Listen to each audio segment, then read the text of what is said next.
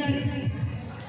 तो डरते हुए पति ने कहा बेचारे ने कि अगर गरम गरम रोटी में थोड़ा थोड़ा घी लगाती जाओगी तो रोटी का स्वाद और ज्यादा बढ़ जाएगा और आनंद आएगा रोटी खाने का।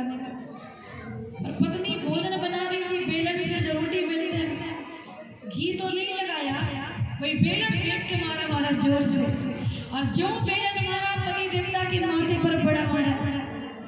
जिस प्रकार जैसे तैसे रोटी खाई निकले बाहर, और जब बेलन की चोट पड़ी तो माथा सूज गया, फूल गया।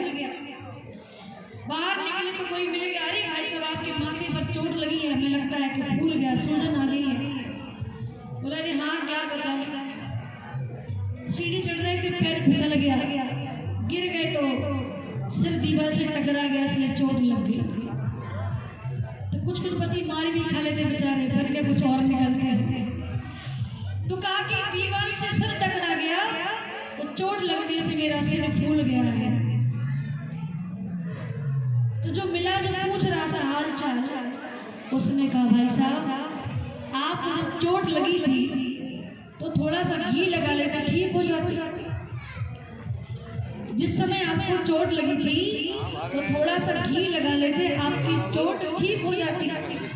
अब बेचारा पति मन ही मन विचार करता, घी के चक्कर में तो खोपड़ा फूटा है, ना घी मांगा होता, ना ही बेलन पड़ा होता।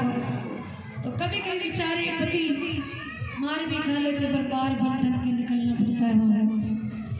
बोलवा के बिगड़ी लाल की जय जय श्री सीताराम।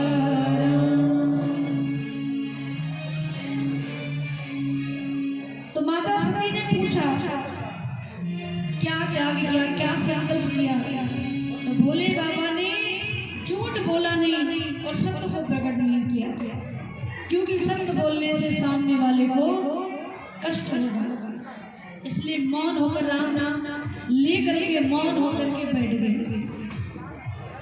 अब माता सती चिंता में, एक तो बताया नहीं और समाधि में बैठ गए। अब चिंतित होने लगी, चिंता ही चिंता से भी बढ़कर नर को निर्जीव बनाती है, मुर्दे को चिता जलाती है, चिंता जीते को खाती है। अच्छा ये बताओ, चिंता बड़ी होती है कि चिता बड़ी होती है? चिंता बड़ी होती है कि चिता बड़ी होती है किसी को पता? चिता, चिंता। जाओ बहुत सुंदर, एक बार हमारी आदरणीय दीदी जी के लिए जोरदार ताली बजाइएगा सभी। बोले रामचंद्र भगवान की।